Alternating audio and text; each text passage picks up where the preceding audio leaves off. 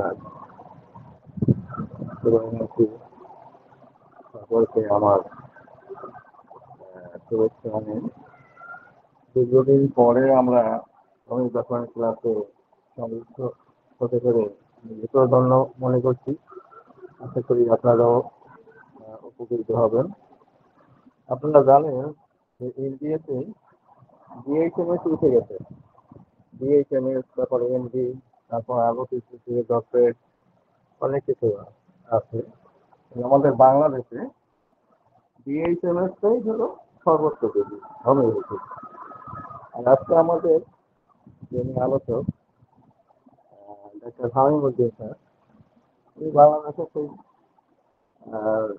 সর্বোচ্চ degree BHMS এটা করেছেন বাংলাদেশ হোমিওপ্যাথি মেডিকেল কলেজ, সরকারি মেডিকেল কলেজ। তো আমরা আজকে হোমিওপ্যাথির 910তম ক্লাস আজকে আলোচনা করবেন। আপনারা জানেন যে নোটিশ পেয়েছেন হামিমুদ্দিন স্যার, উনি আজকে সাইলেসিয়ার প্রথম পর্ব নিয়ে আলোচনা করবেন। আশা করি আপনারা ভালো করে শুনবেন, নোট করবেন যারা নতুন আছেন। আর আমি হামিমুদ্দিন স্যারকে আলোচনা করার জন্য অনুরোধ করছি। সাইলেসিয়ার প্রথম পর্ব।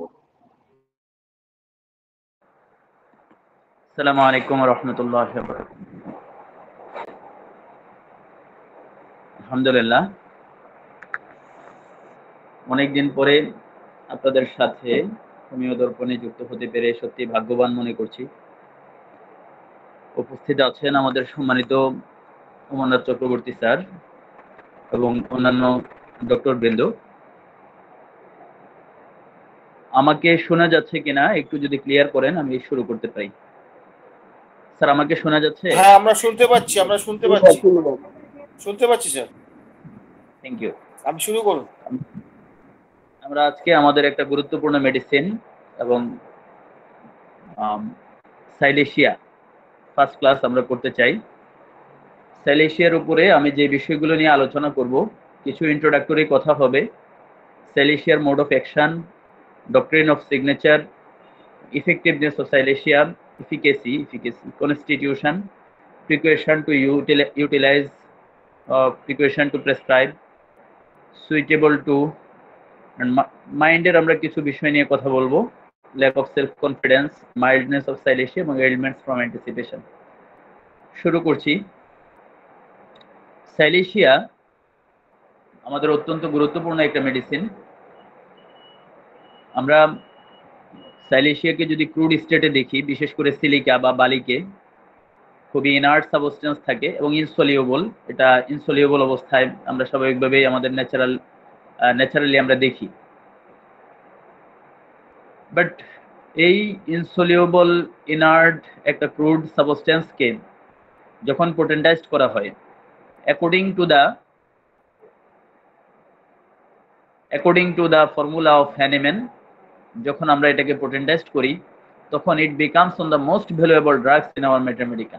আমাদের ম্যাথমেটিকায় এতই গুরুত্বপূর্ণ একটা মেডিসিন হয়ে ওঠে যেটাকে আমরা সার্জনস নাইফ, সার্জারির অনেকগুলো কাজ যেগুলো এলোপ্যাথিতে মাস্ট সার্জনের কাছে যেতে হয়, সেই গুরুত্বপূর্ণ কাজটুকু উইদাউট সার্জনের কাছে যাওয়া ছাড়াই আমরা হোমিওপ্যাথিক এই গুরুত্বপূর্ণ মেডিসিন দিয়ে আমরা শুরু করতে পারি, আমরা কমপ্লিট করতে পারি। So this is very deep acting medicine, long acting and deep acting medicine এবং একটা পলিক্রেস্ট মেডিসিন আমাদের জন্য।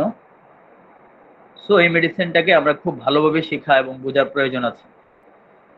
সিনোনিমস, আমরা এটাকে সিলিকা, সিলিকন ডাইঅক্সাইড অথবা SiO2 বা পিওর ফ্লিন্ট, এইসব বিভিন্ন নামে আমরা দেখি। স্বাভাবিকভাবেই এটা হচ্ছে একটা কেমিক্যাল কম্পাউন্ড এবং ট্রাইটুরেশনের মাধ্যমে আমরা এটাকে পোটেন্টাইজ করে আমরা হোমিওপ্যাথিক মেডিসিন হিসেবে নিয়ে আসতে পারি। সো প্রুভ করেছেন 1828 সালে সর্বপ্রথম ডক্টর হ্যানিম্যান এবং তার ক্রনিক ডিজিজের ভলিউম 3-তে তিনি তার প্রুভিং সিমটমস গুলো পাবলিশ করেছেন। So silica, this is very vital element to, মানে আমাদের শরীরকে গঠন করতে হলে এই সিলিকা একটা গুরুত্বপূর্ণ রোল প্লে করে, বা সিলিকা আমাদের শরীরের মধ্যেও থাকে। আমাদের শরীরের বিশেষ করে যে কানেকটিভ টিস্যু গুলো আছে, বিশেষ করে বোন গুলো আছে, ব্লাড কিন্তু একটা কানেকটিভ টিস্যু, এবং বোন, এগুলোকে ফরমেশনের জন্য আমাদের এই সিলিকাটা খুবই গুরুত্বপূর্ণ। যদিও এটা আমাদের শরীরে, আমাদের ব্লাডে less than 0.001% পরিমাণ থাকে, but it plays a great role to form our beautiful structure of our our body. So this is Silicea. Then Silicea, আমরা যখন এটা প্রুভিং এর সময় দেখেছি যে Silicea প্রুভ করার সময় দেখা গিয়েছে সিমটমস গুলো খুবই স্লোলি পেশেন্টে বা প্রুভারের শরীরের মধ্যে দেখা গিয়েছে। অ্যাজ এ রেজাল্ট অফ, আমরা যখন এই মেডিসিনটাকে আমরা যখন একজন মানুষের শরীরেও যখন প্রেসক্রাইব করি, তখন দেখা যায় যে এটার যে খুব তড়িৎ গতিতে রেজাল্ট আসে, বিষয়টি আসলে তা না। আমরা খুব ক্রনিক কেসে যখন আমরা প্রেসক্রিপশন করি, যেহেতু কেসগুলো খুবই স্লো, সেক্ষেত্রে এই মেডিসিনের অ্যাকশনটাও খুবই স্লো দেখা যায়। যদিও long and deep acting medicine, কিন্তু এটার অ্যাকশনটা ভেরি স্লো। একইভাবে লাইকোপোডিয়ামের সিমটমসও আমরা একই অবস্থা দেখি, যে খুব স্লোলি সিমটমস গুলো ডেভেলপ করেছে প্রুভারের শরীরে। সেক্ষেত্রেও আমাদেরকে এই ধরনের মেডিসিনের ক্ষেত্রে আমাদেরকে এক ডোজ মেডিসিন প্রেসক্রিপশন করে আমাদেরকে অনেক সময় পর্যন্ত অপেক্ষা করতে হয়। So this is very important, slow, long acting and deep acting remedy for our homeopathic Mathematica. এবং এই যে কথাগুলো আমি বলছি, এটা কিন্তু আমার নিজের কথা না। আপনারা যদি ক্যান্টের ম্যাথমেটিকা পড়েন, ক্যান্ট সাহেব কিন্তু সেম কথাগুলোই বলেছেন। তিনি বলেছেন, in the proving it takes a long time to develop the symptoms, it is therefore suit to complains that develop slowly. মানে যে সকল কমপ্লেইন খুবই স্লোলি ডেভেলপ করে, সেই সকল কমপ্লেইনের জন্য এই মেডিসিনটা খুবই সুইটেবল, তিনি বলেছেন। সো আমরা এটা আমাদের প্রেসক্রিপশন, আমাদের ডেইলি লাইফেও কিন্তু আমরা এটা দেখি। এরপর হচ্ছে প্যাথোজেনেসিস। আমরা এই সাইলিশিয়ার অ্যাকশনটাকে আমরা এভাবে দেখি, অনেক সময় স্বাভাবিকভাবে এটা আমরা খুবই অভ্যস্ত এটা দেখে, যে একটা বয়েল বা অ্যাবসেস ফরমেশন হলে সাইলিশিয়ার একটা লো পোটেন্সি, বা আমরা যদি প্রেসক্রিপশন করি বা অনেকেই প্রেসক্রিপশন করে, এটা মোটামুটি সাইলিশিয়ার জন্য খুবই বিখ্যাত একটা কথা, যে খুবই লো পোটেন্সি যখন প্রেসক্রিপশন করা হয়, তখন বয়েল এবং অ্যাবসেস গুলো এগুলোর যে সেপারেশনটা, পেকে যাওয়ার প্রক্রিয়াটা খুব হাস্টেন্স হয়, খুব দ্রুত হয়, ফাস্ট হয়।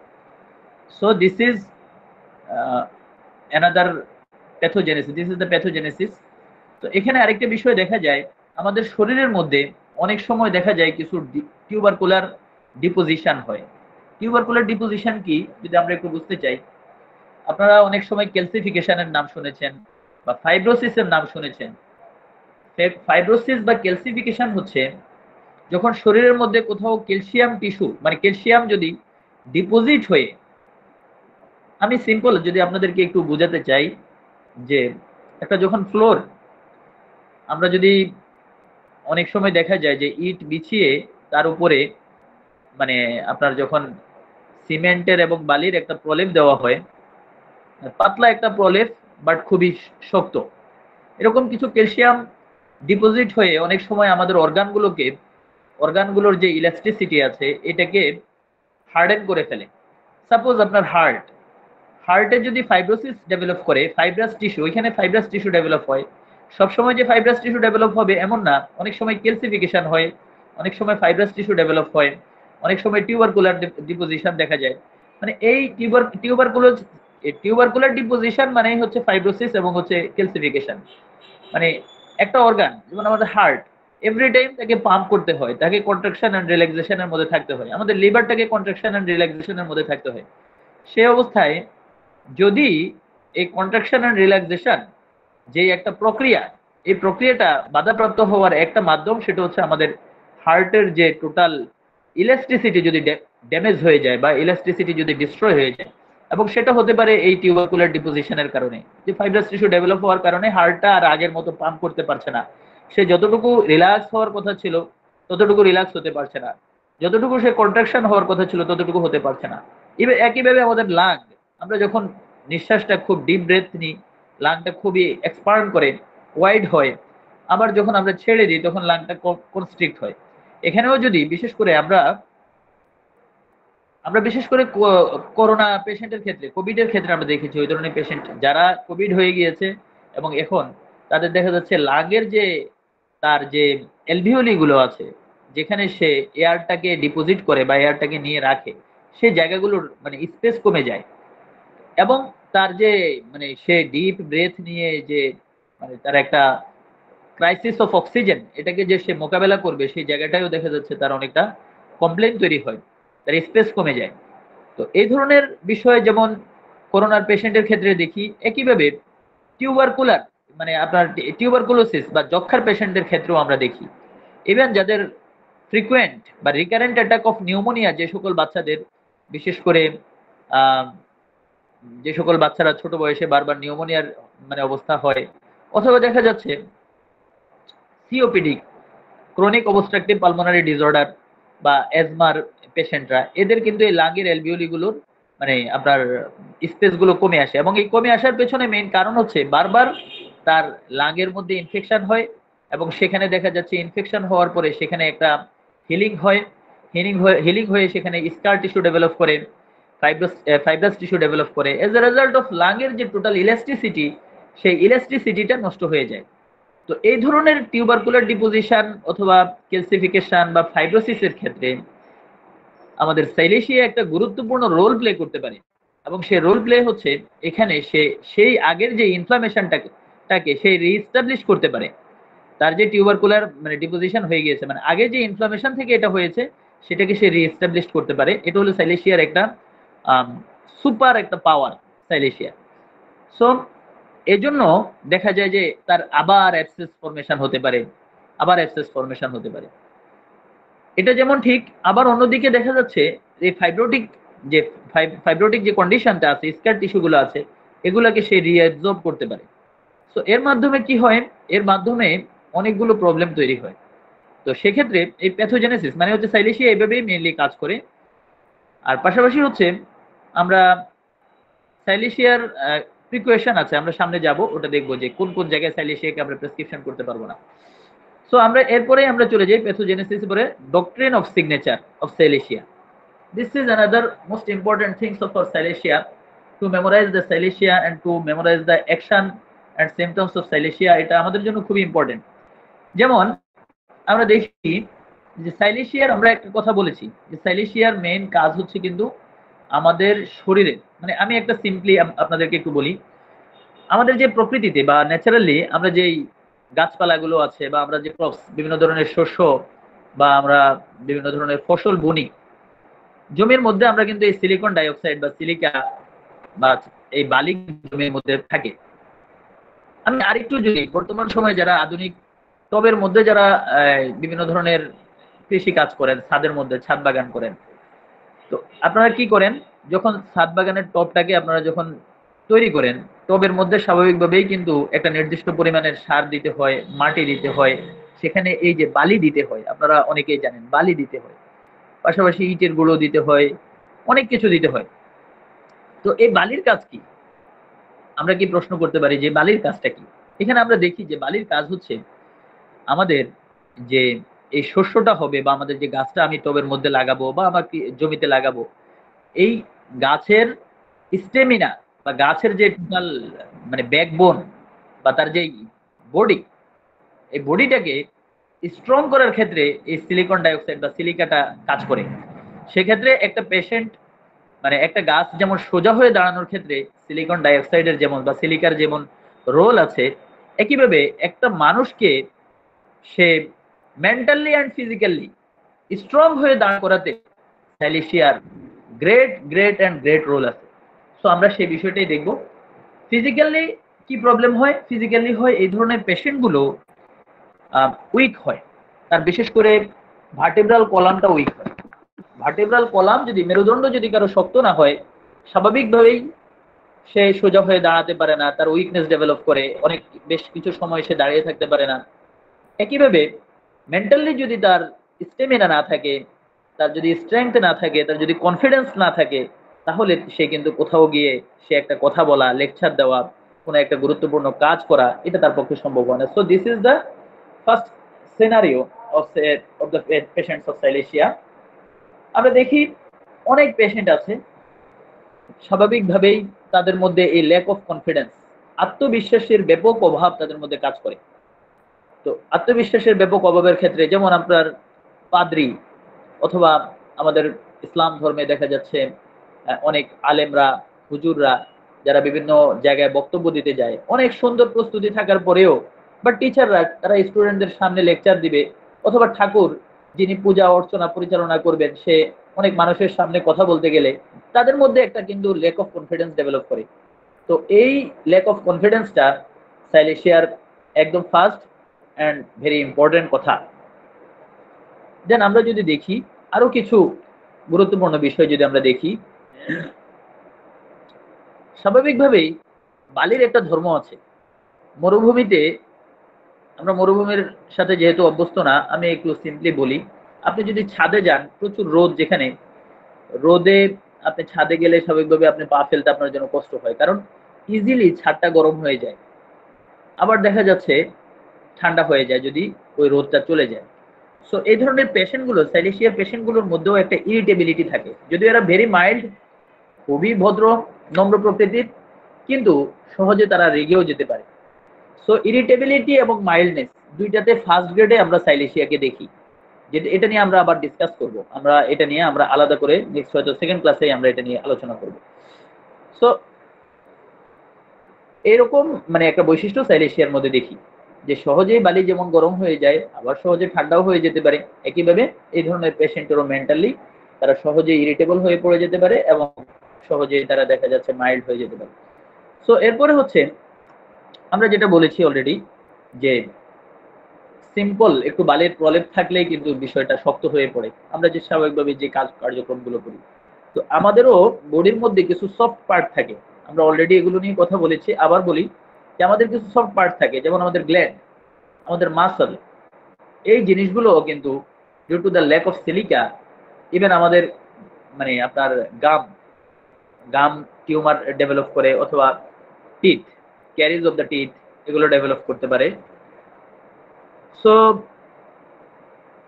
অনেক সময় দেখা যায় আমাদের এই পৃথিবীতেও ভূপৃষ্ঠে কিন্তু সমানভাবে কিন্তু সাইলেশিয়া বা সিলিকা বা বালি কিন্তু আমরা সমানভাবে দেখি না, কিছু জায়গায় বেশি থাকে, কিছু জায়গায় কম থাকে।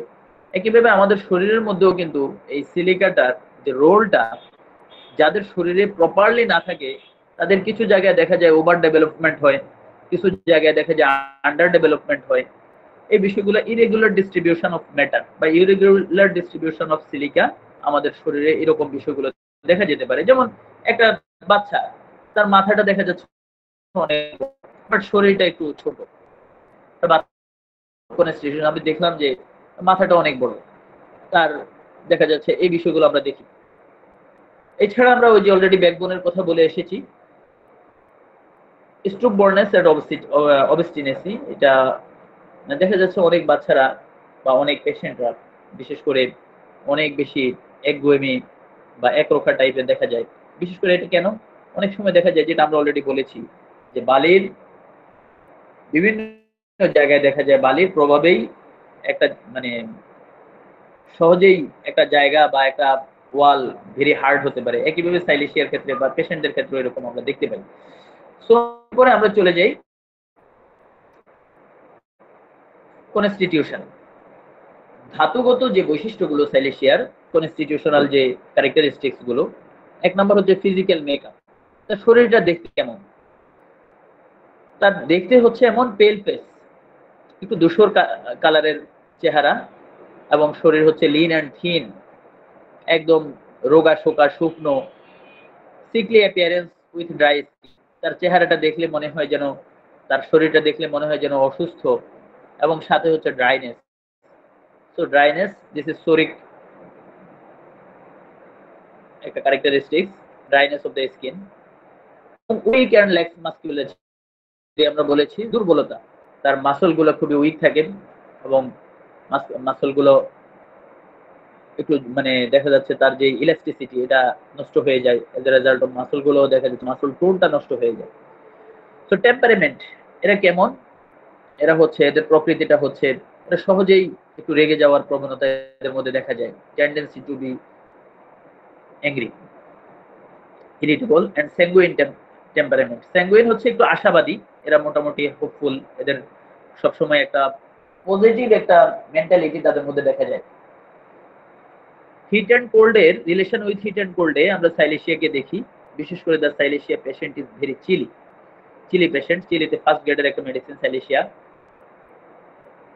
চিলি হলে কি হয়, তার স্বাভাবিকভাবে তার কমপ্লেন গুলো শীতে বেড়ে যায়, ঠান্ডায় বেড়ে যায়, এই বিষয়গুলো আমরা দেখি, এবং গোসল করার পরেও এই সাইলেশিয়ার পেশেন্টের কষ্টগুলো বেড়ে যেতে পারে। মায়াজম যদি আমরা চিন্তা করি, তাহলে সোরা, সিফিলিস এন্ড সাইকোসিস, 3 ধরনের মায়াজমকেই এই মেডিসিনটা খুব ভালোভাবে কভার করে। ডায়াথেসিস, স্ক্রোফিউলাস ডায়াথেসিস, আমরা এখানে কিছু কথা বলতেই পারি। যেমন সোরা, সাইলেশিয়ার মধ্যে অনেক ধরনের ভয় কিন্তু দেখা যায়। সাইলেশিয়ার মধ্যে অ্যান্টিসিপেটরি অ্যাংজাইটি দেখা যায়, একটা তাড়াহুড়ো করার প্রবণতা, একটা ভয়ের প্রবণতা, একটু অ্যাংজাইটি টেনশনের প্রবণতা, টিমিড নেচার, একটু ভীরু প্রকৃতির, এই বিষয়গুলো সবই কিন্তু সোরিক মায়াজমের। আবার দেখা যাচ্ছে অ্যান্টিসিপেটরি অ্যাংজাইটিতে একটা বিষয় দেখা যায়, একটা পেশেন্ট সাপোজ তার 5 দিন পরে একটা টাস্ক, একটা মানে তার একটা কাজ আছে, এই 5 দিন আগে বা 10 দিন আগে বা 20 দিন আগে থেকে সে এটা নিয়ে একটা পেরেশানের মধ্যে পড়ে যায়, যে continuous hammering in his mind, যে তার মানে মনের মধ্যে সব সময় একটা হ্যামারিং, একটা চিন্তা, একটা টেনশন, যে পারসিস্টেন্ট থিংকিং, এই পারসিস্টেন্টটাই হচ্ছে সাইকোটিক, সে কন্টিনিউয়াসলি একটা চিন্তা করে। এছাড়া আমরা এই পেশেন্টের ফিজিক্যালিও দেখি, তার এই যে আমরা যে অলরেডি বলেছি টিউবারকুলার ডিপোজিশন, ক্যালসিফিকেশন, ফাইব্রোসিস, এই বিষয়গুলো কিন্তু আমরা আপনার বিশেষ করে অ্যান্টিসাইকোটিক মানে সাইকোটিক একটা ক্যারেক্টারিস্টিক্স। আবার অ্যান্টিসিফিলিটিক মানে সিফিলিটিক মানে ক্ষেত্রেও সাইলেশিয়া অ্যান্টিসিফিলিটিক রোল প্লে করতে পারে ভালো, কারণ আমরা জানি যে ক্রনিক আলসারেশনে অনেক সময় সাইলেশিয়ার প্রয়োজন হয়। সো এছাড়া আরো অনেকগুলো বৈশিষ্ট্য আছে, আমরা হয়তো সাইলেশিয়া আরো অনেক স্টাডি করলে আমরা আরো অনেক কিছুই জানতে পারবো। ডায়াথেসিস, স্ক্রোফিউলাস ডায়াথেসিস মানে হচ্ছে তার গ্ল্যান্ড গুলো ফুলে যাওয়ার একটা প্রবণতা আমরা সবসময় দেখি, সুয়েলিং হওয়ার প্রবণতা দেখি। তো এরপরে আমরা একটা গুরুত্বপূর্ণ বিষয় বলি, সাইলেশিয়ার আমরা স্কোপ যদি চিন্তা করি, দিস ইজ ওয়াইডলি ইউজড, মানে খুব আপনার অনেক বেশি ইউজ করার সাইলেশিয়ার স্কোপ আছে, এক্সপান্ডেডলি ইউজ করার স্কোপ আছে। বাট সাইলেশিয়া ইউজ করার ক্ষেত্রে কিছু সতর্কতা অবলম্বন করা কিন্তু খুবই ইম্পর্টেন্ট। অলরেডি আমরা বলেছি যে সকল পেশেন্টের ক্ষেত্রে টিউবারকুলার ডায়াথেসিস মানে টিউবারকুলার ডিপোজিশন থাকে, যেমন আমরা যে ক্যালসিফিকেশন বলেছি, আমরা যে ফাইব্রোসিস বলেছি, যে যে জায়গায় একটা অ্যাবসেস হয়েছে, সাপোজ তার লিভারের মধ্যে একটা ফোড়া হয়েছে, এই ফোড়া কোনোভাবে সুস্থ হয়েছে, বাট দেখা যাচ্ছে যখন এই সাইলেশিয়া মেডিসিনটা তার উপরে প্রয়োগ করা হয়, তখন তার সেই অ্যাবসেসটা এগেইন রিএস্টাবলিশ হতে পারে, আর এই রিএস্টাবলিশ হলে পেশেন্টের কিন্তু লাইফ রিস্কের মধ্যে পড়ে যাওয়ার পসিবিলিটি থাকে। সো যে কোনো ইনফ্লামেশন, প্রিভিয়াস ইনফ্লামেশন রিএস্টাবলিশ হওয়ার একটা প্রবণতা দেখা যায়, অ্যাবসেস লাঙ্গে হোক, যে কোথাও হোক। সো এই জায়গাগুলোতে আমরা সাইলেশিয়াকে খুবই সতর্কতার সাথে ইউজ করব, খুবই সতর্কতার সাথে। অনেক সময় আমাদের বিশেষ করে একটা কমন বিষয় আছে, গলায় মাছের কাঁটা বিঁধছে, আসলেই সাইলেশিয়া। সো সেক্ষেত্রে অবশ্যই পেশেন্টকে আমরা এই কথাটা জিজ্ঞেস করে নিব। আবার দেখা যাচ্ছে আমরা সাইলেশিয়া দেওয়ার ক্ষেত্রে অবশ্যই পেশেন্টের কেস রেকর্ডও নিব। সো এই বিষয়গুলো আমরা অবশ্যই চিন্তা করব। এই জন্য আমাদের এই যে মানে আমরা যে কথাগুলো বলেছি, যে তার যে অ্যাবসেস বা প্রিভিয়াস অ্যাবসেসটাকে রিএস্টাবলিশ করার একটা যে প্রবণতা, এটা সাইলেশিয়া ছাড়াও কিন্তু আরো অনেক মেডিসিনেই কিন্তু আছে, তবে সাইলেশিয়া অনেক বেশি। আমাদের এখানে ডক্টর কেন্টের একটা কথা আমি যদি আপনাদেরকে একটু বলি, if there is a deposit of tubercle in the lungs, Silicea reestablishes an inflammation and throws it out. And if the whole lung be tubercular, a general suppurative pneumonia will be the result. এই যে এখানেই প্রয়োজন হচ্ছে আমাদের knowledge of disease, রোগের সম্পর্কে জ্ঞান। আপনি নিউমোনিয়া কিভাবে আবার রিস্টাবলিশ হতে পারে, নিউমোনিয়া কি, এই বিষয়গুলো কিন্তু আমাদের জানা খুবই প্রয়োজন। Hence the danger of giving such remedies and the danger of repeating them in advanced stage of phthisis. এই যে যক্ষার অ্যাডভান্স স্টেজে সাইলেশিয়া দেওয়ার ক্ষেত্রে ডক্টর ক্যান্ট বলছে this is very danger. So not only Silicea but many other remedies have the power to separate out deposits, the results of poor nutrition. So এই যে কথাগুলো, এই কথাগুলো কিন্তু গভীর মনোযোগ সহকারে পড়া এবং এগুলোর উপরে আমল করা ডিউরিং দ্য প্রেসক্রিপশন, একটা রোগীর ক্ষেত্রে প্রেসক্রিপশন করার ক্ষেত্রে এই বিষয়গুলোর উপরে আমল করা কিন্তু খুবই জরুরি ব্যাপার একজন ডক্টর হিসেবে। দেন আমরা চলে যাই সুইটেবল টু। বাচ্চাদের ক্ষেত্রে কি কি মানে কোন কোন বাচ্চাদের ক্ষেত্রে আমরা সাইলেশিয়াকে বেশি আমরা ইউজ করার সুযোগ পাই। যেমন একটা বিষয় দেখা যায় ইমপারফেক্টলি নারিশড, আমরা অলরেডি বলেছি যে আমাদের ভূপৃষ্ঠে যেমন দেখা যায় বালিটা ইরেগুলার ডিস্ট্রিবিউশন থাকার কারণে আমাদের ইরেগুলার ডিস্ট্রিবিউশন থাকে। একইভাবে আমাদের শরীরের মধ্যে বা বাচ্চাদের শরীরের মধ্যেও দেখা যাচ্ছে ইরেগুলারলি তার একটা নারিশমেন্ট, এবং as a result of imperfectly nourished, পুষ্টিহীনতা। তার দেখুন এই যে প্রথম যে একটা বাচ্চা তার মাথাটা অনেক বড়, পেটটা অনেক বড়, বাট তার হাতগুলো খুবই সরু। সো এর বাহিরে হেডটা disproportionately large, the fontanelles specially the anterior are open. So এরপরে হচ্ছে the body is small and emaciated, তার শরীরটা খুবই ছোট এবং শুকনো খর্বাকৃতির, with the exception of the abdomen which is round and plump. আপনারা এই ছবিগুলো দেখলেই বুঝতে পারবেন, স্ক্রোফিউলাস চিলড্রেন। সো এর পাশাপাশি একটি বিষয় দেখা যায়, the head including the SCALP, neck and face is covered with an offensive sweat. এই ধরনের বাচ্চাদের ক্ষেত্রে দেখা যায় তার মাথা, তার শরীর খুবই দুর্গন্ধযুক্ত ঘামে কিন্তু সবসময় ঘেমে থাকে, পেল ওয়াক্সি অ্যান্ড আর্থি আর ইয়েলোইশ। এছাড়া এই ধরনের বাচ্চাদের ক্ষেত্রে তার bones are poorly developed, muscle poorly developed. Consequently এই ধরনের বাচ্চাদের যে একটা প্রভাব দেখা যায়, এরা হাঁটা চলা খুবই স্লোলি শিখে। এছাড়া fibrous parts of the joints are inflamed. আমরা এই যে আমাদের একদম শেষ ছবিতে দেখেন, জাস্ট প্যাটেলার নিচে একটা বনি নব, একটা মানে হাড়ের মধ্যে একটা শক্ত একটা গ্রোথ দেখা যাচ্ছে, দিস ইজ কল্ড বনি নব। সো এর কারণ কি? এর কারণ হচ্ছে এখানে ফাইব্রাস টিস্যু ডেভেলপ হয়ে এই জায়গাটা সোলেন হয়ে গিয়েছে। সো এই ক্ষেত্রে এছাড়া প্রফিউজ হেড সোয়েটস, আচ্ছা তারপর হলো অফেন্সিভ পোর্ট সোয়েটস। এই বিষয়গুলো যখন আমরা দেখি এবং এই সকল বাচ্চাদের চলাফেরা খুবই স্লো, ডেভেলপমেন্ট খুবই স্লো, এই বিষয়গুলো যখন আমরা দেখি তখন আমরা সাইলেশিয়ার কথা মনে করব। শুধু মনে করব, বাট আদার্স সিমটমস গুলোকে আমরা অবশ্যই ক্রস চেক করব। অনেক মেডিসিনে কিন্তু এই সিমটমস গুলো আছে। সুইটেবল টু অ্যাডাল্টের ক্ষেত্রে কেমন হয়? যে সকল মানুষ অ্যাডাল্ট, তাদের ক্ষেত্রেও দেখা যাচ্ছে তারা খুবই অ্যাংশাস হয়। Yielding disposition. ইল্ডিং ডিসপোজিশন কি? This is the opposite of স্টুপবর্নেস।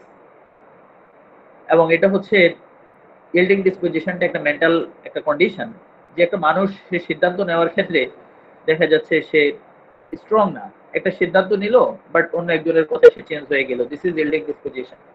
Faint hearted, দুর্বল প্রকৃতির মানুষ। Chilly patient, worse from cold, uncovering the head, better from warmth, specially from wrapping up the head. বিশেষ করে তার মাথার কন্ডিশন গুলো, কষ্টগুলো কিন্তু র্যাপিং আপ, যদি কাপড় দিয়ে পেঁচিয়ে রাখে তখন সে বেটার ফিল করে। Takes cold from exposure of feet, এবং যদি পায়ের মধ্যে ঠান্ডা লাগা বা ঠান্ডা পানি লাগার কারণে যদি তার কষ্ট বেড়ে যায়। এই বিষয়গুলোর সাথে আমরা আরেকটা গুরুত্বপূর্ণ বিষয় নিয়ে আসি, সেটা হচ্ছে side effects of vaccination. Side effects of ভ্যাকসিনেশনের মধ্যে আমরা দেখি যে অনেক সময় ভ্যাকসিন দেওয়ার পরে বাচ্চাদের ইরিসিফেলাস, বিশেষ করে বিভিন্ন ধরনের ইরিসিফেলাস, কনভালশনস ও ডায়রিয়া এগুলো ডেভেলপ করতে পারে। তো সেক্ষেত্রে আমাদের জন্য অনেকগুলো মেডিসিনের মধ্যে একটা গুরুত্বপূর্ণ মেডিসিন কিন্তু সাইলেশিয়া। আপনি এলিমেন্টস ফ্রম ভ্যাকসিনেশন এই রুব্রিকে আপনি রেপার্টরিতে দেখবেন যে সাইলেশিয়া ফার্স্ট গ্রেডের একটা গুরুত্বপূর্ণ মেডিসিন। এপিস্মেল, সাইলেশিয়া, থুজা তো আছেই। আমরা চোখ বন্ধ করে থুজার কথা চিন্তা করি, অবশ্যই আমরা মনে রাখবো যে অ্যাকর্ডিং টু দ্য সিমটমস পেশেন্টকে আমরা প্রেসক্রিপশন করব। সো এক্ষেত্রে সালফারও কিন্তু একটা গুরুত্বপূর্ণ মেডিসিন, বিশেষ করে এলিমেন্টস ফ্রম ভ্যাকসিনেশনে। একটা হিস্ট্রি আপনারা যদি ফ্যারিংটনের ম্যাথমেটিকে পড়েন, এটা আমি ওই ওই সময় দেখেছি ওনার বইতে। প্যারিসে প্রায় 30 থেকে 40,000 বাচ্চাকে ভ্যাকসিন দেওয়ার পরে তিনি বলছেন যে প্রায় 1 ডোজ করে সালফার তাদেরকে দিয়ে দেওয়া হয়। এবং কেন দেওয়া হয়? which prevented the outbreak of any other disease than the vaccinia itself। মানে ভ্যাকসিনেশন মানে ভ্যাকসিনের কারণে যদি অন্য কোনো ডিজিজ যাতে না হয় সেজন্য তারা সালফার ইউজ করে। এখন যদিও এটার পক্ষে বিপক্ষে অনেক কথা আছে, আমি সেদিকে যাচ্ছি না, জাস্ট আমি এটা একটা ফেনোমেনা বললাম। সো এরপরে আমাদের most effective in the following clinical condition, কিছু ক্লিনিক্যাল কন্ডিশন আছে যে ক্লিনিক্যাল কন্ডিশনে সাইলেশিয়া আমাদের জন্য খুবই গুরুত্বপূর্ণ। এক নাম্বার হচ্ছে ফরেন বডি, যদি কোনো ফরেন বডি যদি ইম্প্যাক্ট হয়, এটা আমাদের জন্য খুবই গুরুত্বপূর্ণ এবং এটা সম্পর্কে আমরা মোটামুটি অন্য কিছু না জানলেও হোমিওপ্যাথি ডক্টররা এটা ভালোই জানে যে একটা ফরেন বডি, বিশেষ করে তার যদি যেমন মাছের কাটা বা কোনো নিডেল বা যে কোনো গাছের কাটা বা বোন স্প্লিন্টার, এগুলোকে সাইলেশিয়া এক্সপালশন করার ক্ষেত্রে খুবই গুরুত্বপূর্ণ রোল প্লে করতে পারে, খুবই গুরুত্বপূর্ণ। দেন হচ্ছে bad effects of vaccination, already বলেছি। Suppuration with vent, chronic otitis media abscess fistula, মানে যেমন কান পেকে যায়, chronic otitis media, CSOM, chronic suppurative otitis media অথবা অ্যাবসেস ফিস্টুলা, এগুলোর মানে সেপারেশন। হুইটলো মানে আঙ্গুল হাড়া বলে একটা কথা আছে আমরা জানি। Blood boils, carbuncles, ulcers, fissures of the ani, great pain after stool. তো এই ধরনের কেসে বিশেষ করে আমাদের জন্য কাজে লাগে সাইলেশিয়া। এবং ফুট সোয়েট সাপ্রেশনের পরে দেখা যাচ্ছে পায়ের ঘাম সাপ্রেশন করার পরে আমাদের জন্য অনেকগুলো গুরুত্বপূর্ণ মেডিসিন আছে, তার মধ্যে কুপ্রা মেটালিকাম, গ্রাফাইটিস, সুরিনাম, সাইলেশিয়া খুবই গুরুত্বপূর্ণ মেডিসিন। ভার্টিগো, হেডেক, যদি আমাদের সিমটমস এগ্রি করে তাহলে এই কনস্টিপেশন আমাদের জন্য খুবই গুরুত্বপূর্ণ একটা বিষয়। বিশেষ করে সাইলেশিয়ার যে একটা পিকুলিয়ার বিষয় আছে যে কিছু স্টুল বের হয়ে আবার ভিতরে চলে যায়, পার্টলি এক্সপেলড দেন রিসেটস अगेन। সো এরপর হলো ফিস্টুলা। ফিস্টুলার ক্ষেত্রে বিশেষ করে ফিস্টুলা কিন্তু অ্যানাল ফিস্টুলা ছাড়াও লেক্রিমাল ফিস্টুলা আছে, আদার্স ডেন্টাল ফিস্টুলা আছে, অনেক ধরনের ফিস্টুলা। আমি একটা পেশেন্টকে, আমার একটা পেশেন্ট ছিল ডেন্টাল ফিস্টুলায়, বিশেষ করে তার দাঁতের মাড়ি থেকে লং টাইম থেকে পুজ আসতো। আমি তাকে according to the symptom similarity আমি তাকে সাইলেশিয়া ইউজ করেছি। অনেক দিন প্রেসক্রিপশন করার পরে পেশেন্টটা কমপ্লিটলি ভালো হয়ে গিয়েছে এবং পাশাপাশি তার দাঁতটা ওই সময় নড়তো। তো ওই পেশেন্টটা ভালো হয়ে গেছে, সুস্থ, লং টাইম থেকে সুস্থ আছে সে এখন পর্যন্ত। আর এই বিষয়টা নিয়ে কোনো কমপ্লেন মানে তার মধ্যে নেই। In growing টোয়েনেলস। সো এর বাহিরে আমরা কিছু বিষয় দেখি। স্পিয়ার অফ অ্যাকশন, সাইলেশিয়া মেইনলি কোথায় কোথায় কাজ করে।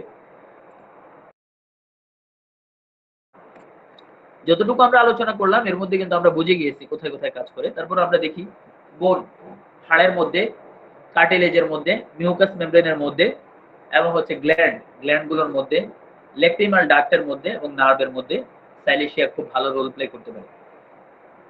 দেন আমরা মেন্টাল সিমটমস এর মধ্যে চলে এসেছি। আমরা কিছু সংক্ষিপ্ত মেন্টাল সিমটমস নিয়ে একটু কথা বলে আমরা আজকের আলোচনা শেষ করব। সো মেন্টাল সিমটমস এর মধ্যে elements from anticipation. Elements from anticipation হচ্ছে আপনি যদি কোনো একটা প্রোগ্রাম আপনার সেট করা হয়েছে, সামনে একটা প্রোগ্রাম আছে, জাস্ট ওটা চিন্তা করে আপনি অসুস্থ হয়ে যাওয়া। একটা মিটিং আছে, হয়তো একজন অ্যাডভোকেট সে তার লয়ারের সামনে মানে লয়ার সে জাজের সামনে দাঁড়াতে হবে বা তার একটা এক্সাম আছে, এই বিষয়গুলো নিয়ে টেনশন করে যদি সে অসুস্থ হয়ে পড়ে সেক্ষেত্রে ailments from this is called ailments from anticipation. So এতে ফার্স্ট গ্রেডে আমাদের একটা গুরুত্বপূর্ণ মেডিসিন সাইলেশিয়া। এবং এক্ষেত্রে আমরা একটা বিষয় দেখি সাইলেশিয়ার ক্ষেত্রে, বিশেষ করে সাইলেশিয়া সে কোনো একটা পরীক্ষায় অংশগ্রহণ করতে বা কোনো একটা স্টেজে সে উঠতে সে ভয় করে, কিন্তু যদি একবার উঠে যায়, একবার উঠে যদি সে কথা বলা শুরু করে বা পরীক্ষায় সে লেখা শুরু করে, তখন কিন্তু তার সেই মানে অ্যাংজাইটি বা তার যে একটা কনফিডেন্স, ল্যাক অফ কনফিডেন্স, সেটা কিন্তু কনফিডেন্সের সাথে সেটা কমপ্লিট করে আসতে পারে। সো এই বিষয়গুলো আমাদের জন্য important. Anticipatory anxiety.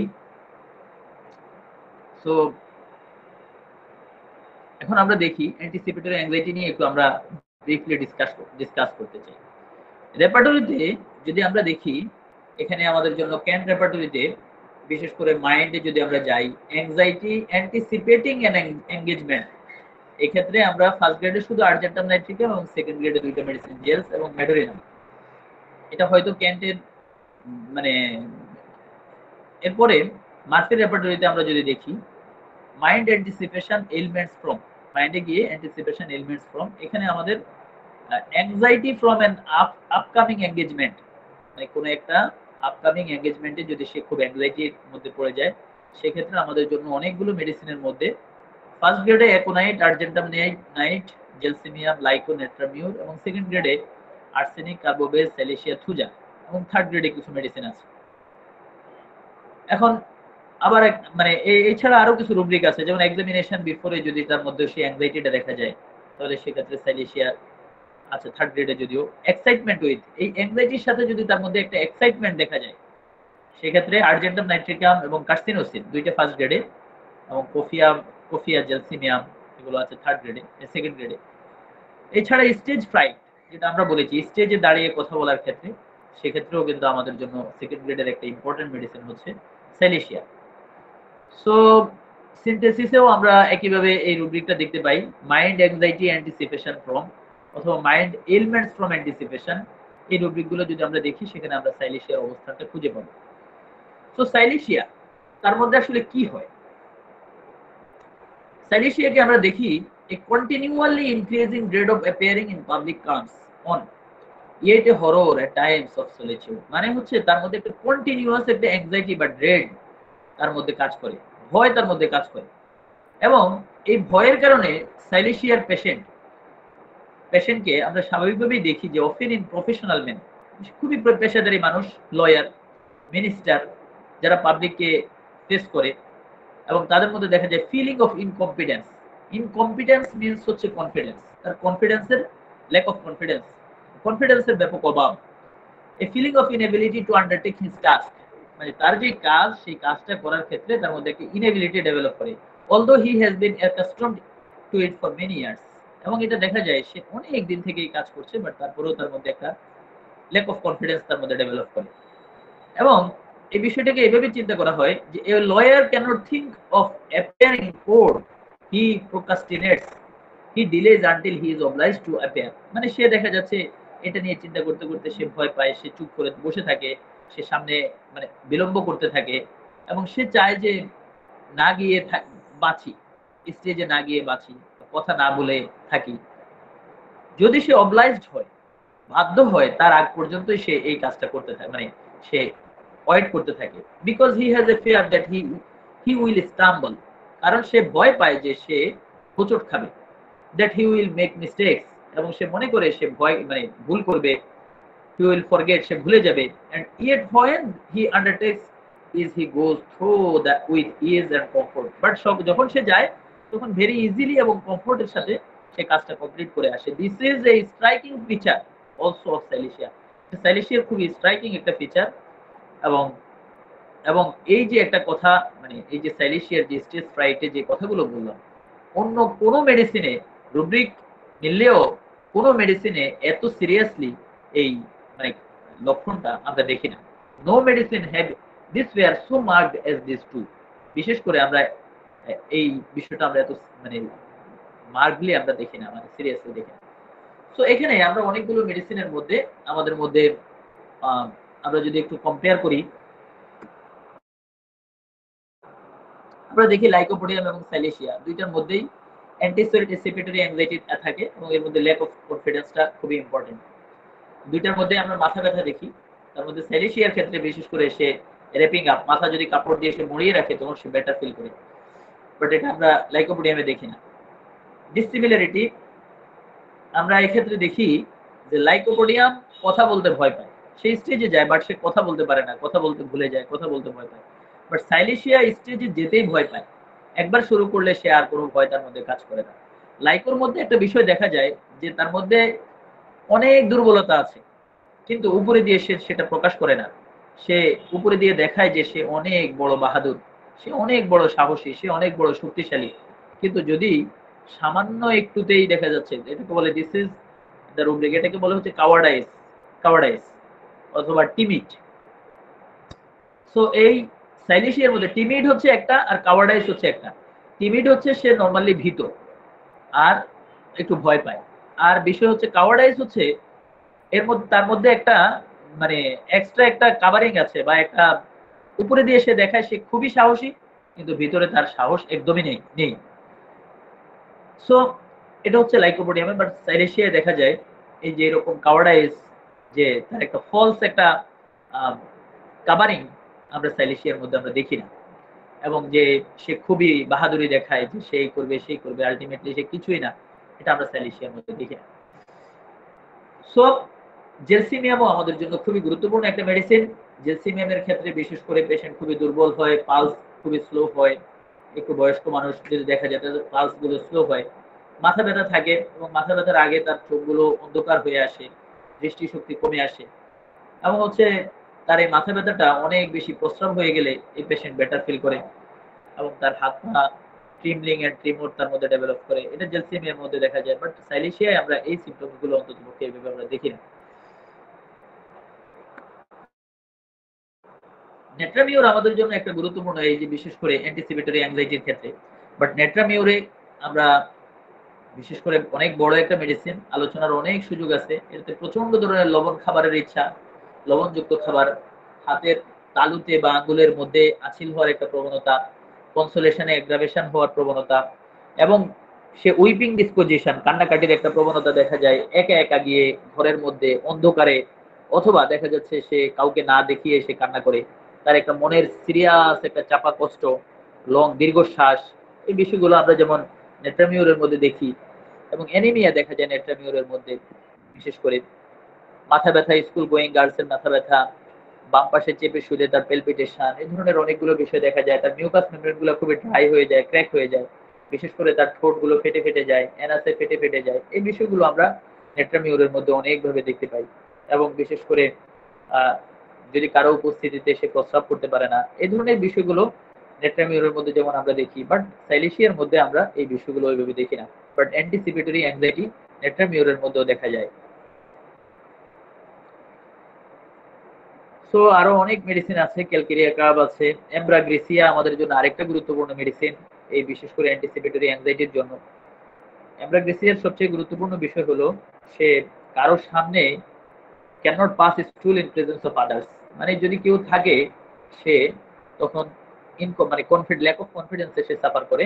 R age a result of সে কিন্তু তখন তার প্রস্রাবের ব্যাগ হলে, স্টুলের ব্যাগ হলেও সে দেখা যাচ্ছে মানে কারো পাশে কেউ আছে রুমের মধ্যে, বাট ওই ওয়াশরুমে সে যেতে পারে না, সে গেলেও সে ওইখানে তার গুরুত্বপূর্ণ কাজটুকু সম্পূর্ণ করতে পারে না। এই বিষয়গুলো ছাড়া আরো অনেকগুলো লক্ষণ আছে এমব্রাগ্রেসিয়ায়। আর্জেন্টাম নাইট্রিকাম তো আমাদের জন্য আরো গুরুত্বপূর্ণ একটা মেডিসিন, বিশেষ করে অ্যান্টিসিপেটরি অ্যাংজাইটির ক্ষেত্রে। সো আর্জেন্টাম নাইট্রিকামে যেটা সবচেয়ে বেশি দেখা যায়, এই অ্যান্টিসিপেটরি অ্যাংজাইটির সাথে পেশেন্টের প্রচুর ধরনের ফিজিক্যাল কমপ্লেইন, তার বিশেষ করে ডায়রিয়া দেখা যায়, তার দেখা যাচ্ছে আহ, বিশেষ করে তার গ্যাস্ট্রোইন্টেস্টাইনাল মানে কমপ্লেইন গুলো দেখা যায়। একটা প্রোগ্রাম আছে, বের হওয়ার আগেই দেখা যাচ্ছে সে বারবার টয়লেটে যেতে হয়। এগুলোর সাথে আমরা আর্জেন্টাম নাইট্রিকামে যে একটা ইম্পালস, উপর থেকে লাফ দিয়ে পড়ার একটা ইম্পালস, পেয়ার অফ হাইট, এই বিষয়গুলো যে, এছাড়া পেয়ার অফ প্রজেকশন, মানে কোনো একটা তারপরে এই বিষয়গুলোর সাথে আরো অনেকগুলো বিষয়, এবং তাড়াহুড়া করার প্রবণতা সহ আরো অনেক কিছু আছে আমরা জানি এই আর্জেন্টাম নাইট্রিকামে। এই বিষয়গুলো আমরা অবশ্যই ম্যাচ করে নিব। কার্সিনোসিন আমাদের জন্য আরেকটা গুরুত্বপূর্ণ মেডিসিন। কার্সিনোসিন বর্তমান সময়ের জন্য একটা সুপার আমাদের জন্য একটা মেডিসিন। কার্সিনোসিনের যে বিষয়টা দেখা যায় যে তার অ্যান্টিসিপেটরি অ্যাংজাইটি হচ্ছে ডিউ টু দ্য পারফেকশন। সে মনে করে যে এই প্রোগ্রামটায় সে ঠিকভাবে যেতে পারবে কিনা, তার আউটলুকিংটা ভালো হবে কিনা, তার কাপড় চোপড় গুলো, তার টাই গুলো, তার প্যান্ট শার্ট এগুলো তার চেহারার সাথে ম্যাচ করলো কিনা।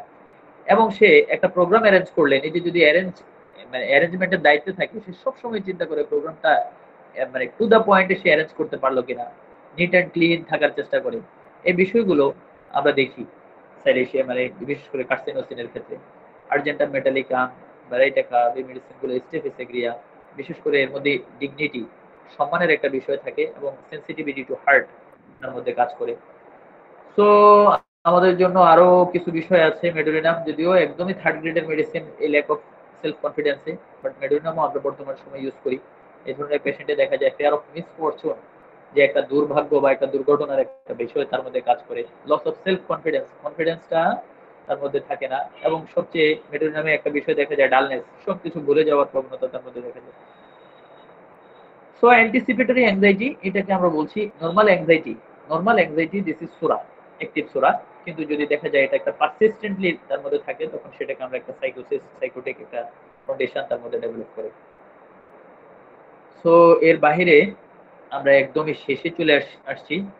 আমি আজকে আমার একদম রানিং একটা পেশেন্টের কেস সিম্পলি আমি একটু শেয়ার করে আমি শেষ করব, মনে হয় সময় শেষ দিকে। একটা পেশেন্ট এসেছে আমার কাছে গত বছরের অক্টোবর মাসের 22 তারিখ। উনি নিজেও একজন ডক্টর, উনি ডিবিএম ডক্টর, ভেটেরিনারি কলেজ, আমাদের সিলেট ভেটেরিনারি কলেজ থেকে তিনি পাশ করা, মেডিকেল কলেজ থেকে পাশ করা। এই ভদ্রলোক আমার কাছে এসেছেন তার যে কমপ্লেন গুলো নিয়ে। 1 নাম্বার কমপ্লেন ছিল হচ্ছে হিট, পুরো শরীর তার গরম হয়ে থাকে। ট্রেমলিং অফ হ্যান্ড, তার হাতটা সবসময় কাঁপতে থাকে, তার শরীর কাঁপতে থাকে এবং সব সময় তার বুকের মধ্যে একটা তার প্যালপিটেশন, হার্ট মনে হয় খুব বেশি পাম্প করছে, এরকম তার কাছে মনে হয়। চুল পড়ে যাওয়া এবং প্রচুর খুশকি হওয়ার প্রবণতা তার কাছে দেখা যায় এভরি টাইম। এবং মাউথে মানে তার বিশেষ করে ব্রেদিং, যে নিঃশ্বাসের সাথে একটা প্রচন্ড দুর্গন্ধ দেখা যায়। এবং সবচেয়ে গুরুত্বপূর্ণ তার লক্ষণ হচ্ছে সোরিয়াসিস ইন দ্য লেগ, পায়ের মধ্যে তার সোরিয়াসিস। এগুলো হচ্ছে তার মানে নরমাল কমপ্লেন গুলোর কথা বলছি। আমি এখানে কিছু বিষয় পেয়েছি, এগুলো আমি নোট করতে পারি নাই আজকে। এটা নিয়ে আমি জাস্ট আমার যে কেস রেকর্ড থেকে আমি বলছি।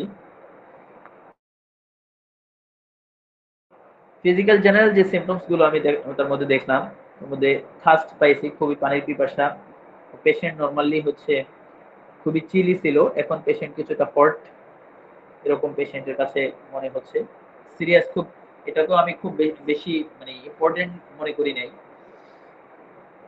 অ্যাপিটাইট ভালো, মানে খাবারের রুচি ভালো, খাবার দাবার কাঁচা লবণ খায় না, মিষ্টি কিছুটা পছন্দ করে, টক খেতে চায় খুব, ঝাল কিছু খেতে চায়। প্রস্রাব পায়খানায় তেমন কোনো উল্লেখযোগ্য বিষয় নেই। পাস্ট হিস্ট্রিতে তার অতীত ইতিহাসে রিউমেটিক ফিভারের, বাত জ্বরের কিছু হিস্ট্রি ছিল। মায়োপিয়া মানে চোখে কিছুটা মানে সে দূরের জিনিস দেখতে অসুবিধা হয়, এখনো সে চশমা ইউজ করে। ডেঙ্গু হয়েছিল তার। ফ্যামিলি হিস্ট্রিতে ব্লাড ক্যান্সারের হিস্ট্রি ছিল তার আন্টির, বিশেষ করে ডিম খাওয়ার প্রবণতা। তার মধ্যে আরো কিছু বিষয় পেয়েছিলাম যে পার্সপিরেশন, তার ঘামের প্রবণতা দেখেছি, ঘাম খুবই অফেন্সিভ ঘাম এবং গরমে তার প্রচুর ঘাম, শীতের সময়ও ঘাম। Perspiration in the sole and palm, বিশেষ করে তার হাতের তালু এবং পায়ের তালুতে প্রচুর তার ঘাম এবং দুর্গন্ধযুক্ত ঘাম। এর মধ্যে আমি যে বিষয়টা পেয়েছি তার মধ্যে প্রচন্ড ধরনের অ্যান্টিসিপেটরি অ্যাংজাইটি। পরীক্ষা আসার আগেই সে প্রচুর, তার মধ্যে একটা অ্যান্টিসিপেশন তৈরি হয়, অ্যাংজাইটি তৈরি হয় এবং সে পরীক্ষা ঠিকভাবে দিতে পারবে কিনা এটার জন্য খুবই পেরেশান হয়ে পড়ে। এই পেশেন্টটা যখন তার মধ্যে সে অ্যাংজাইটিটা কাজ করে, তখন সে অ্যাংজাইটির সাথে তার মধ্যে দেখা যায় প্রচুর ঘাম আরো বেড়ে যায়। হাতের তালু, পায়ের তালু, তার হাত ভিজে যায়, খাতা ভিজে যায়, কলম ভিজে যায়, সে পরীক্ষা ঠিকভাবে দিতে পারে না। নরমালি সে খুবই জেন্টেল মনে হলো, মাইল্ড ভদ্র মনে হলো, কিন্তু সে বলে যে মাঝে আমার কিছু রাগও হয় এবং হঠাৎ করে সে রাগটা হয়ে যায়। সো দুইটা বিষয়ে তার মধ্যে দেখা যায়। একা থাকতে পছন্দ করে না, সে সবার সাথে থাকতেই পছন্দ করে। মেমোরি খুবই ভালো। নিয়মিত গোসল করার প্রবণতা তার মধ্যে দেখা যায় এবং সহজেই সে দুর্বল হয়ে পড়ে, একটু সামান্য পরিশ্রমে সে খুবই দুর্বল হয়ে পড়ে। আর ইজিলি সে এক্সহস্টেড আমি লিখেছি। এই বিষয়গুলোই আমি পেয়েছি তার মধ্যে। এই অবস্থার প্রেক্ষাপটে আমি তাকে স্যালিসিয়া M/2 প্রেসক্রিপশন করি। ওই পেশেন্টের আজকেও আমার কাছে এসেছে। আমার আজকে প্রায় 8 মাসের মতো আমার কাছ থেকে মানে আমার প্রেসক্রিপশনের মধ্যে আছে। এখন আমি জাস্ট সাইলেশিয়া থেকে এখনো আমি পরিবর্তন করি নাই এবং মাঝখানে আমি আদার্স কোনো কিছু আমি প্রেসক্রিপশন করি নাই। শুধু কিছু প্লাসিবো ছাড়া আমি কিছুই প্রেসক্রিপশন করি নাই। এর মধ্যে সে সাইলেশিয়ার উপরেই আছে। পেশেন্ট তার সোরিয়াসিস 40% সে বেটার মানে ভালো হয়ে গেছে সে বলল। তার যে শরীরে যে কাঁপুনি ছিল একটা, সবসময় একটা প্যালপিটেশন, আজকেও আমার সাথে কথা হয়েছে পেশেন্টের। 7-8 বছর থেকে তার একটা বুকের মধ্যে যে ধড়ফড় করা, তার হাত কাঁপা, এই বিষয়গুলো মোটামুটি অনেকটাই তার মধ্যে মানে অনেকটাই বলতে কি এগুলো অনেকটা ডেভেলপ করেছে। এগুলো এখন আর ওইরকম নেই। এবং তার যে ব্রেদিং অফেন্সিভ ব্রেদিংটা কমপ্লিটলি তার চলে গিয়েছে এবং সোল অ্যান্ড পামে যে ঘামের প্রবণতা এটাও ইনশাআল্লাহ অনেকটা কমে আসছে। এই হলো এই পেশেন্টের টোটাল হিস্ট্রি। আমি এর মধ্যেই আছি, দেখা যাক। পেশেন্ট আমার সাথেই আছে, হয়তোবা পেশেন্টের ট্রিটমেন্ট শেষে বলতে পারবো যে এই পেশেন্টের কোন দিকে যাবে। তো এতটুকুই ছিল আজকে আমার প্রেজেন্টেশন। আমি সবাইকে খুব মনোযোগের সাথে থাকার জন্য, আমার সাথে এই পর্যন্ত শোনার জন্য আমি আন্তরিক মোবারকবাদ জানাই। সবাইকে ধন্যবাদ জানাই। আবার দেখা হবে ইনশাআল্লাহ নেক্সট সাইলেশিয়া পার্ট 2 তে। আপনাদেরকে ধন্যবাদ। আসসালামু আলাইকুম ওয়া রাহমাতুল্লাহি ওয়া বারাকাতুহু।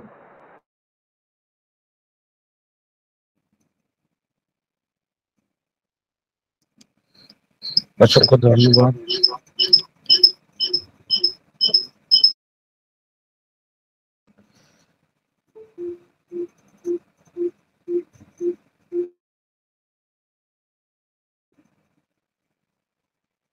সাগর, তুমি শেষ করো। আমি কথা বলতে পারতেছি না, নয়েজ হচ্ছে স্যার, আপনি আচ্ছা, কথা বলুন। ঠিক আছে ঠিক আছে ঠিক আছে। আচ্ছা, এই বিষয়ের উপর কারো কোনো প্রশ্ন আছে কি?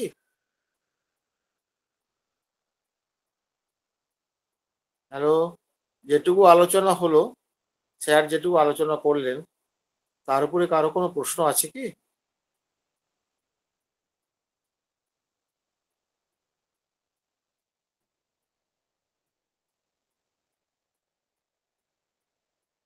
না স্যার, কোনো কোশ্চেন নাই। কোশ্চেন নেই। তাহলে এর দুটো জায়গা আমি একটু তুলে ধরছি এখানে। এখানে অনেক কিছুই বলেছেন, সেগুলো নিয়ে কিছু বলছি না। এখানে একটা কথা বলেছেন যে স্লোলি স্লোলি এটাকে পেস বলে। ওই স্লোলি হওয়ার জন্য এদের হয়টা কি, ওই গ্রোথের গন্ডগোল আছে, এটাকে মাইলস্টোন ডিলেড বলে।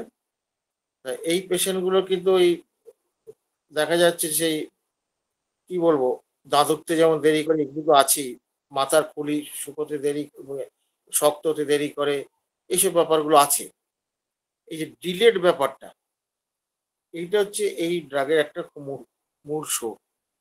এবার এটাকে পেস বলে। প্রত্যেকটা ড্রাগের কিন্তু নিজস্ব স্পেস আছে। আপনি সিমটম সব মিলে গেল, পেসটা মিলল না। আপনি সাইলেসিয়ার সব সিমটম পেলেন, কিন্তু অ্যাটাকটা দেখলেন দ্রুত গতিতে হলো।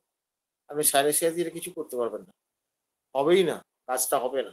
এটা আমার কথা নয়, এটা কেন্ট বলেছে এবং আমরাও বাস্তবতা সেটা দেখেছি, দীর্ঘদিন আমরা এক্সপিরিয়েন্স করতে করতে দেখেছি।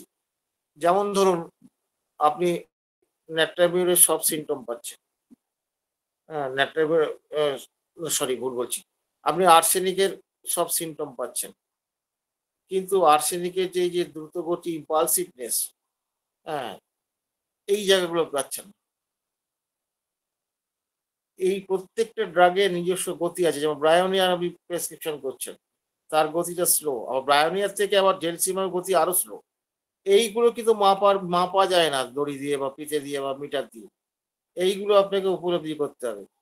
এইখানে ব্রায়োনিয়ার সঙ্গে জেলসিমার পার্থক্য হয়ে যাবে। যেমন ধরুন জ্বরের পেশেন্ট, ব্রায়োনিয়ার পেশেন্টও কথা বলতে চাইবে না, জেলসিমাও বলতে চাইবে না।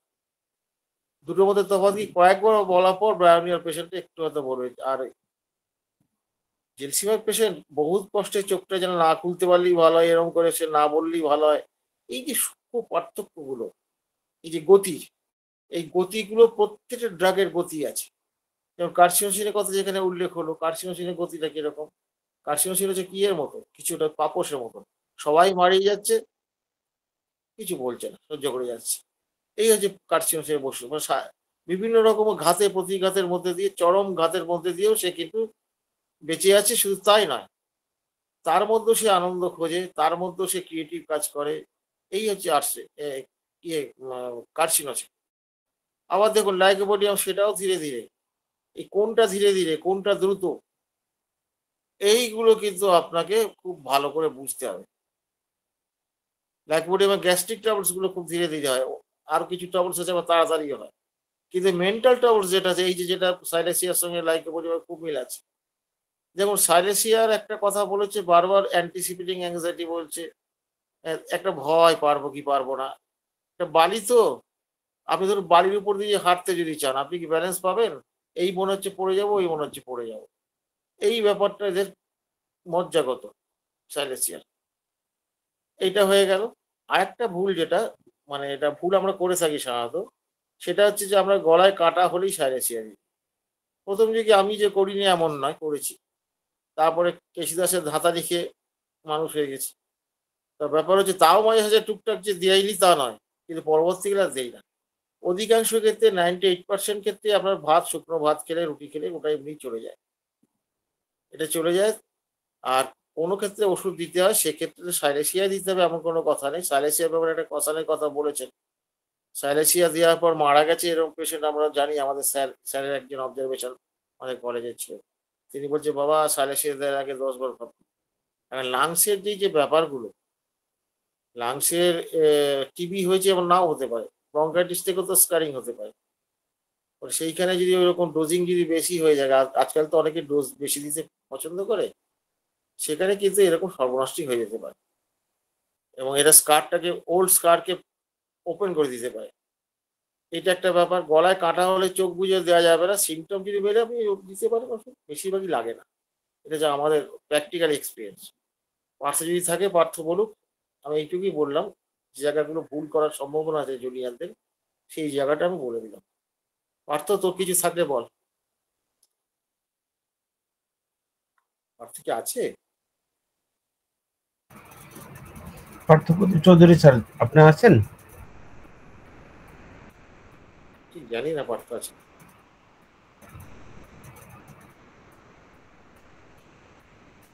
আচ্ছা, আমাদের সাথে ডক্টর রঘুনাথ ঘোষ স্যার যুক্ত আছেন। সাইলেসিয়ানে যদি আপনি কিছু বলেন।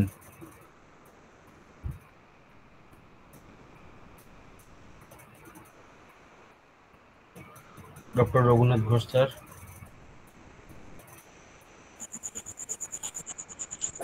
না, কিছু বলার নেই। না, তবে আলোচনা তো খুব সুন্দর হয়েছে, অসাধারণ আলোচনা হয়েছে। শেষে খুব ঢুকেছি তো। সুন্দর আলোচনা হয়েছে। তবে আমাদের যে কথাটা বললেন, আমি কিন্তু কাঁটা পড়লেই বেশিরভাগ ক্ষেত্রে, কেন মানে 99.99% ক্ষেত্রে কিন্তু সাইলেসিয়া কখনো দিইনি, আজ পর্যন্ত দিতে লাগেনি। আরেকটা কথা, অনেকে গলায় কাঁটা ফুটেছে বলে বেশিরভাগই আসে, দেখা যায় হয়তো অন্য কোনো সমস্যা তার মধ্যে আছে, সেটা নিয়েই এসছি। কিন্তু অভিযোগটা, কমপ্লেনটা কি কাঁটা ফুটেছে। আসলে কিছু কিছু ক্ষেত্রে দেখা যায় যে কাঁটা ফোটার মতো তার হয়তো গলায় একটা সেন্সেশন আছে, সেটা নিয়ে সে এলো আমাদের কাছে। আদৌ হয়তো পেশেন্ট তো সাইলেসিয়া পেশেন্ট নয়, আমরা দিয়ে দিলাম সাইলেসিয়া। আর যেটা হয়, লাংসে যদি কোনো সমস্যা টমস্যা থাকে, তাহলে কোনো যদি স্ফোটক থাকে, সেই স্ফোটকটা সাইলেসিয়ার ধর্ম হচ্ছে কি, বা এই সমস্ত ওষুধ যেগুলো ব্যবহার করা হয় তাদের ধর্ম হচ্ছে যে ফাটিয়ে ফুটিয়ে বের করে দেওয়া। এখন এইগুলো যদি লাংসে ওই রকম কোনো ঘটনা ঘটিয়ে ফেলে, তাহলে রোগীটা মারাত্মক অবস্থায় পৌঁছে যায়। এরকম দেখা গেছে যে অনেক ক্ষেত্রে অনেকেই সাইলেসিয়া দিয়েছে, দেওয়ার পরে মারাত্মক জায়গায় পৌঁছে গেছে, হয়তো রোগী হসপিটালাইজড হয়েছে। ডাক্তার কিন্তু জানে যে কার ভুলে কি হলো, অনেক সময় বেশিরভাগ অভিজ্ঞ ডাক্তাররাই জানে। কিন্তু যারা জানেন না তারা আলাদা কথা। তা এই যে আমরা যখন জেনে শুনে ভুল করব, সেটা আমরা ভীষণ অপরাধী হয়ে যাব। তাই বলবো, যে সাইলেসিয়া প্রয়োগ করার আগে আমরা যেন খুব ভাবনা চিন্তা করে দিই। কাঁটা ফুটেছে মানেই সাইলেসিয়া, এটা আমরা কখনোই করব না। বেশিরভাগ ক্ষেত্রে কয়েকটা দিন অপেক্ষা করলে বা ওই শুকনো ভাত টাত কলা টলা খেলে গিলে ও আপনাতেই যদি কাঁটা থেকে বেরিয়ে যায়। আর আমি যেটা করি, যদি রিয়েলি কাঁটা ফুটে থাকে সেই ক্ষেত্রে স্ট্রেটিং করে নিতে বলি, তাতে কিন্তু ফলটা অনেক ভালো হয়। তবে একটা কথা বলতেই হয় যে ধাতুগত লক্ষণ মিলিয়ে যদি সাইলেসিয়া আসে সেই ক্ষেত্রে আমরা প্রয়োগ করব, তাতে কোনো সমস্যা হবে না। এটুকুই বললাম। ধন্যবাদ স্যার। সাইলেসিয়াকে সার্জেন্টস নাইফ বলা হয়। হ্যাঁ হ্যাঁ, ঠিক ঠিক।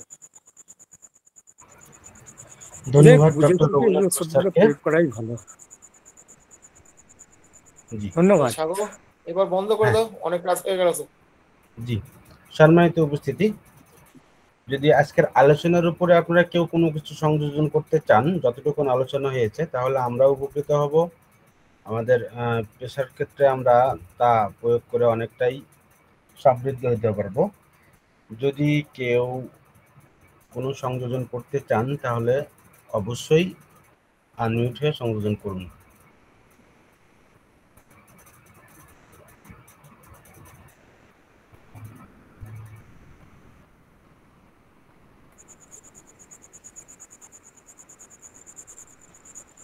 জি, সম্ভবত কারো কোনো প্রশ্ন বা সংযোজন পর্ব নেই।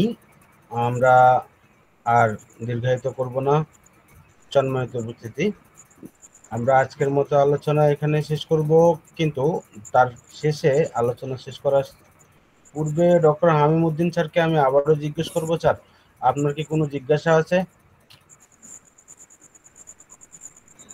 মিটিং এ যদি কোনো জিজ্ঞাসা থাকে অবশ্যই। আমার জি জি আমার আমার জিজ্ঞাসা নেই, তবে রঘুনাথ স্যার যে বিষয়টুকু অ্যাড করেছেন আমি সেই জন্য স্যারকে স্পেশালি ধন্যবাদ জানাই। বিশেষ করে এটা আমি আমার প্র্যাকটিস লাইফে অনেক দেখেছি যে পেশেন্ট এসে বলে যে আমার গলায় কাটা বিঁধছে, কাটা ফুটছে বা কাটা বিঁধছে, কিন্তু পরবর্তীতে দেখা গিয়েছে যে আসলে তার ওই কাটা কাটা ফুটছে এরকম কোনো কিছুই নেই। আমি তোকে মানে তারপরে দেখা গেছে যে আসলে তার ওই যে কাটা ফুটার অনুভূতিটা থাকার কারণে সে মনে করছে যে সে মাছ খাওয়ার সময় বা খাবার খাওয়ার সময় কাটা দিচ্ছে, এরকম সে ধারণা করে এরকম অনেক পেশেন্ট আমাদের কাছে আসে। তো এটা আমার প্র্যাকটিসেও আমি অনেকবার দেখেছি এই ধরনের পেশেন্ট আসছে। তো তাকে ধন্যবাদ একটা গুরুত্বপূর্ণ বিষয় যুক্ত করে দেওয়ার জন্য। জি, আপনাকে অসংখ্য ধন্যবাদ। সম্মানিত উপস্থিতি, সম্মানিত স্যারগণরা, আমরা আজকের মতো আমাদের আলোচনা এখানে সমাপ্তি ঘোষণা করছি। আমাদের আগামী শুক্রবারে আবার আলোচনা আছে ডক্টর অমরনাথ চক্রবর্তী স্যারের। আমরা যথাসময়ে আমাদের গ্রুপগুলোতে নোটিফিকেশন দিয়ে দিব। সে পর্যন্ত সকলেই ভালো থাকুন, সুস্থ থাকুন। শুভরাত্রি।